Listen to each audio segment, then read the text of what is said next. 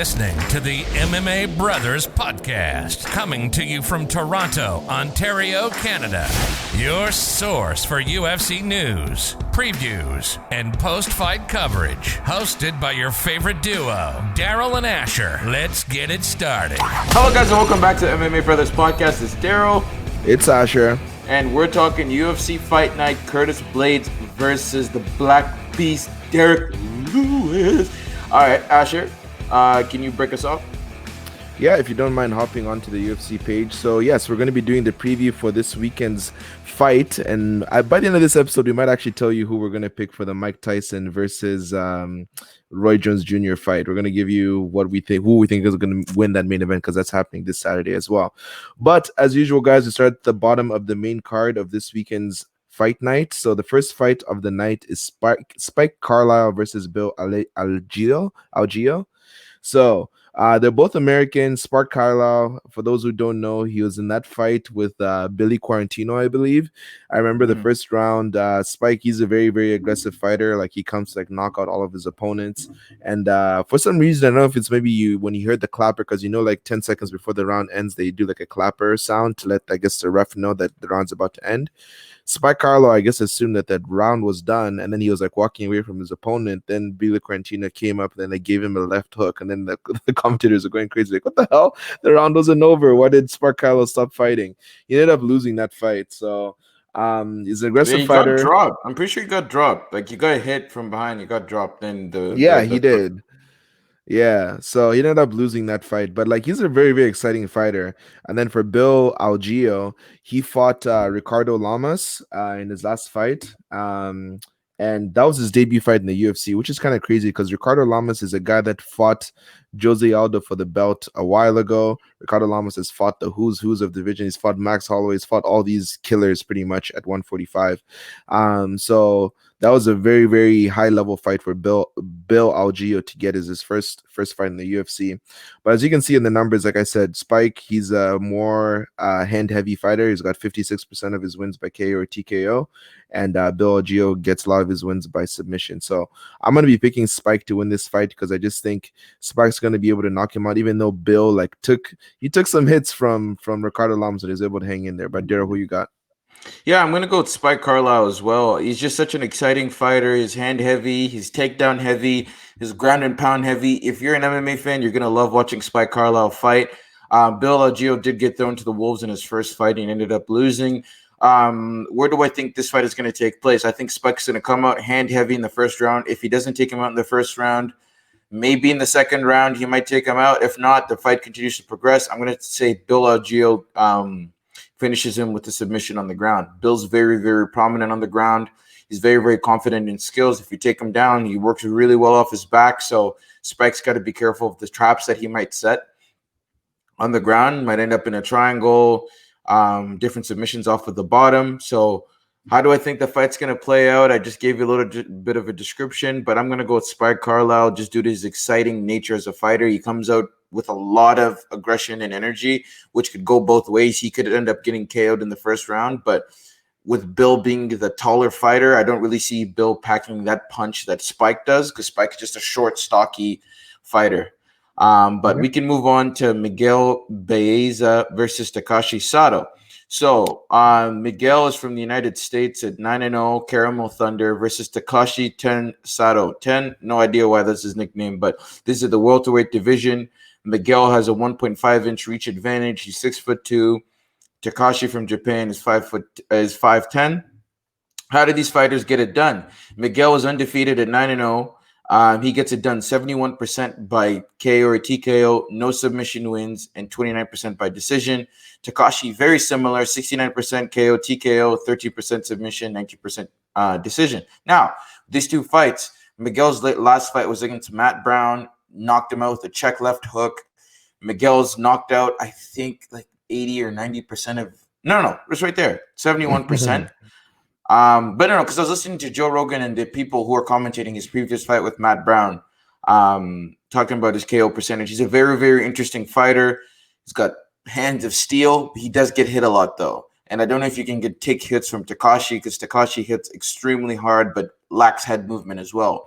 Who do I think is going to take this? Takashi's the more experienced fighter. Miguel's coming in with a little bit more hype, so I think he's going to try to capitalize on the hype train.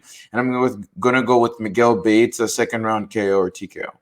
How about yourself? Yeah, Miguel Beza, like you said, he has a lot of hype behind him. Mike Brown actually almost knocked him out, as far as I remember. I think it was in the first round. He Mm-hmm. rocked Miguel, and he was almost took him out. And then Miguel came back in the second round, then knocked out Matt Brown. So, which goes to show that Miguel is hittable. Now, Takashi Sato, like this guy, he's nasty. Like as you can see, 69% of his wins by KO too. That's nothing to sniff at, right? So, Takashi, he also, I think he's 2-1 in the UFC. He won his last fight by ground and pound in the first round against Jason Witt.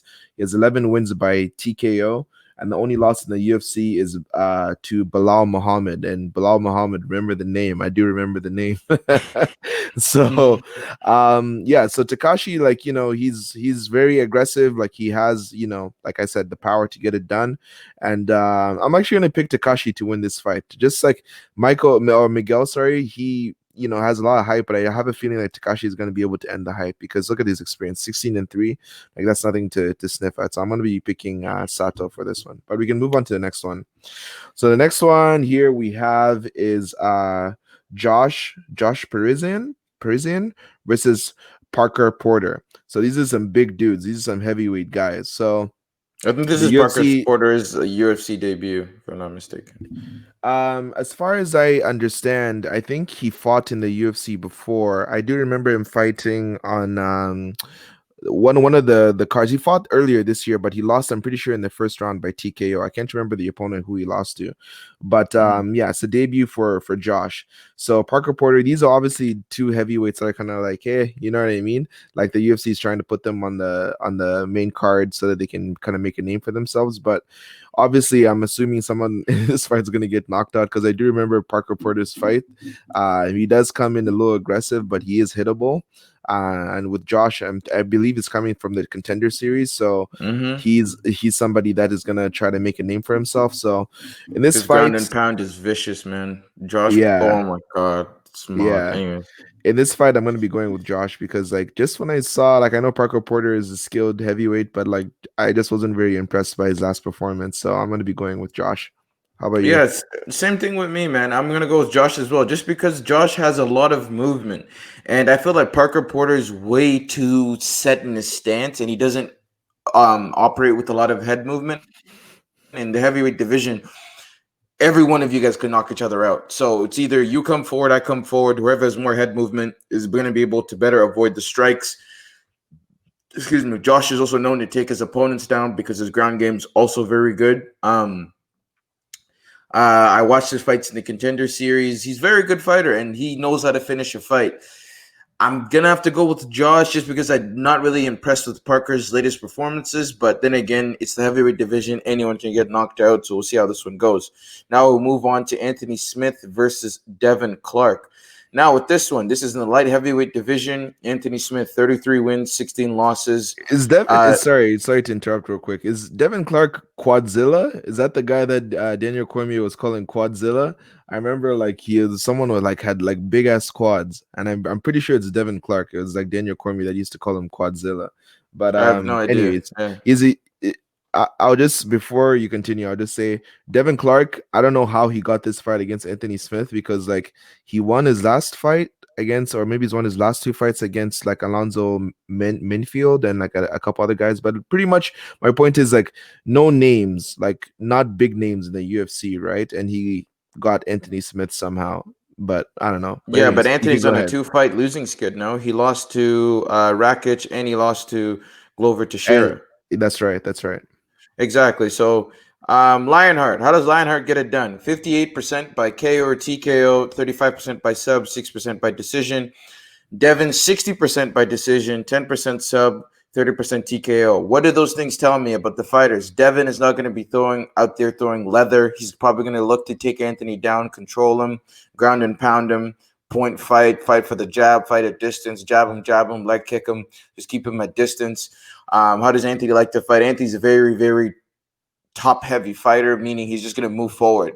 One thing that lacks with Anthony is his gas tank. Like he punches himself out of the first 2 rounds. I remember against Glover, his jab was electric, and then it's just the gas tank went on E, and then you just started to get pieced up. So how do I think this fight's going to go? It's either going to be a first round win for Anthony Smith, or it's going to be a decision win for Devin Clark. I don't see – it's very hard to put away Anthony Smith, so I don't really see Devin KOing him. Anthony's on a 2-fight losing skid. I don't know how he's fighting, again, if his teeth were falling out against Glover, and then he also gets – I don't understand it. Maybe because Rakic put it on him in that first round, but he was able to survive this round 2 and round 3. I'm like, yo, God, I remember his leg kicks. I was like, God damn. Rakic is a beast, man. Rakic is a beast.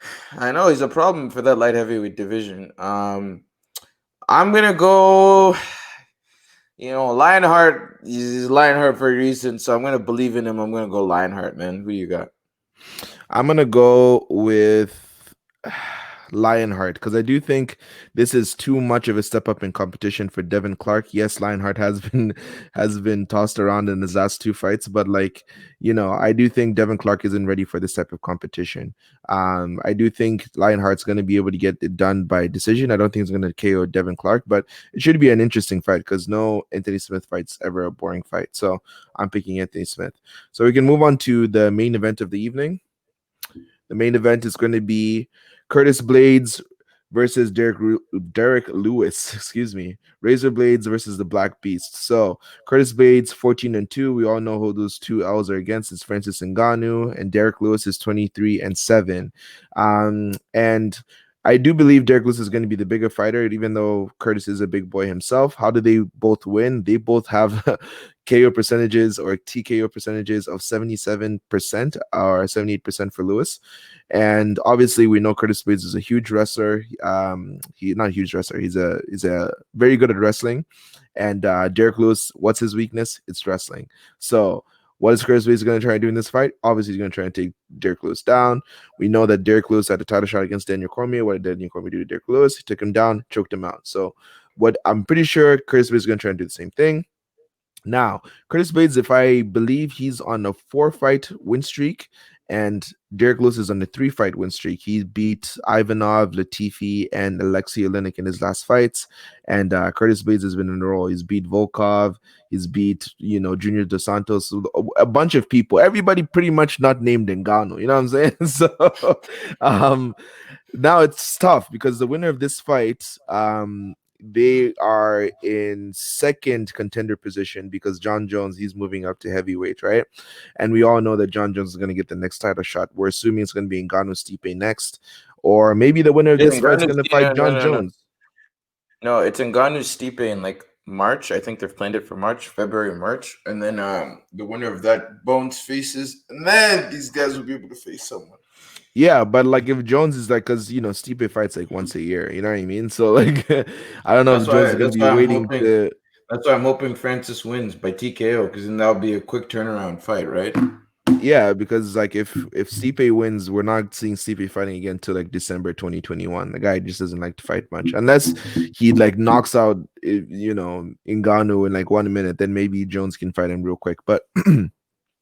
Anyways, going to this fight, I can see Lewis landing a bomb on Curtis Blaydes, because guess how Curtis Blaydes is lost? By TKO, by heavy hitters just like Derrick Lewis, right? So it is possible that Curtis Blaydes can get caught, but I don't even think he's going to be wanting to stand with Derrick Lewis too much. He's going to want to go straight for the takedown and then get Lewis tired, because the second weakness other than his wrestling is his cardio. Derrick Lewis does not have good cardio, so I'm not saying Curtis Blaydes has the best cardio, but I do believe that Curtis Blaydes is going to be able to take Lewis down and then just drag it into the later rounds and win by decision or maybe even TKO, because those elbows against Overeem were nasty, bro. So I'm going to be picking Curtis Blaydes to win this one. Who you got? The smart bet is Curtis Blaydes, but I can't bet against the Black Beast, man. The guy gets it done, bro. I'm like, God. Bro, his performance, the fact that he knocked out Volkov is ridiculous to me. Getting pieced up the whole fight. But that right hand is money. You know what I'm saying? If Curtis is not careful on the entry, you're going to get caught, man. You know what I'm saying? Every fight starts standing. Who do I think is going to win? Curtis. Who do I want to win? The Black Beast, man. You know what I'm saying? So I just think Derrick Lewis's one-punch KO power is just such a threat that Curtis knows, I just got to take this dude down. I got to avoid strikes, take this dude, clinch him, take him down. easier said than done, but Curtis is a good enough wrestler to control Derrick and take him down and then work it from there. I think this is going to be a first-round finish. I think Derrick's going to get taken down and get grounded and pounded for referee stoppage, or Derrick knocking out Curtis's face off in the first round. This is definitely not going 5 rounds. If it is, it's going to be the most boring fight we've seen because Curtis is going to do the same shit he did to Alexander Volkov, just take him down. This nigga's going to be so gassed after the final bell. They're asking him questions. Nigga just I'm just joking. All right. Yeah, but Curtis, it's a tiring fighting style. Cormier said it too. He's like, the last thing you want to do when you're gassed is take someone down because it takes so much effort to do that, right? So I'm going to go with the Black Beast. You got Blaydes. Guys, let us know who you guys got for this fight. You think we're wrong? You think we're right? You think we're idiots? Let us know. Asher did want to touch upon the Mike Tyson versus Roy Jones fight and our picks and predictions. Now, there's some rules that there's no knockouts and there's no knockdowns or something, and there's no winner. So it's essentially, I think they're trying to say, even if Tyson knocks out Roy Jones Jr., it's not going to count as a knockout win for Mike Tyson. Do you get what I mean? Because otherwise, I'm not watching that. I'm going to watch you guys throw body shots at each other. That's, you know what I mean? That's stupid. Honestly, I have no idea what's going on with this fight because, people have been saying, yes, both of them are going to win. And then they're getting those, they're going to be headgear, but now there's no headgear. Then it was going to be 3-minute rounds, but now it's 2-minute rounds. And then they're both getting title. I don't know, all this weird stuff that's going on. I'm kind of like, huh? What are you guys talking about? But anyways, Mike Tyson, he last fought in 2005. And I think Roy Jones Jr. last fought 2 years ago, 2-3 years ago. So he's obviously way, way better in terms of fighting recently in terms of experience.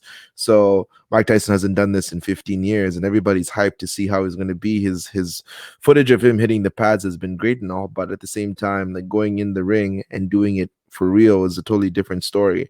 So Roy Jones Jr. should win this fight just because of how active he's been. Mike Tyson is much bigger than Roy Jones Jr. I think maybe Roy Jones has fought at heavyweight too, but regardless, I do think Mike Tyson has the potential to win this fight by KO, but I just think Roy Jones is going to be too slick, and then maybe not KO Mike Tyson, but he's going to maybe win the fight by decision, even though it's not going to be a win. Both are going to win, whatever. But I got Roy Jones Jr. Okay, yeah, no. Let us know who you guys got. I have Mike. I just think Mike's just going to snap him to the body, knock him out. And then they'll just say it's not a knockout, but Tyson still knocked him out. But anyways, I think that's what's going to happen. Guys, like, comment, subscribe. You will see us wearing our merch next episode, hopefully. Actually, no, in a week and a half when our merchandise arrives. We'll show you guys what's popping. We've had some people purchase the merchandise. Thank you for your support. We love you guys. Might have a special guest. Not special guest. Might have a guest. My buddy, Cooper. You might be coming on the next podcast for the post-fight. And Asher, anything else you got to say? No, like, comment, subscribe. Thank you for the subscribe or the follows on Instagram. The page continues to grow. The comments continue to come, and the likes, we're hitting hundreds of likes a post now, which is awesome. So yeah, just keep it up, guys. We'll see you in the next episode. Enjoy. Good night, good morning, good afternoon, wherever you are. Bye-bye. Thanks for listening to the MMA Brothers Podcast. We hope you enjoyed this episode, and if you did, please give us a follow on our socials. You can check out a description of this episode for more, but don't forget to connect with us on Instagram at MMA Brothers Pod. We'll see you on the next episode.